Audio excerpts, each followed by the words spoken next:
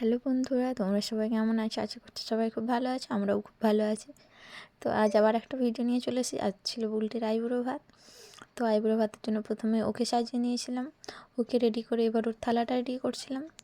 তারপর প্রথমে একে একে বেগুন ভাজা, আলু ভাজা, কুমড়ো ভাজা, কাঁচকলা ভাজা, পটল ভাজা, কুঁদরি ভাজা, ফুলকপি ভাজা দিয়ে থালাটা ডেকোরেশন করে নিয়েছিলাম।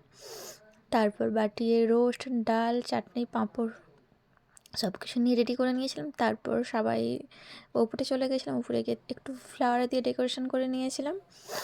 ডেকোরেশন করার পর ওকে বসিয়ে দিয়েছিলাম আইবুড়ো ভাতের অনুষ্ঠানের জন্য। এবার দেখো মাসিমণি ওকে খাইয়ে দিচ্ছে, তারপর মেশামশাই খাইয়ে দিচ্ছে। এইদিকে দিদা দেখো পাঁপড়ের প্লেটটা নিয়ে কেমন মুখের সামনে ধরেছে। এরপর রাজীব ভাই খাইয়ে দিচ্ছে।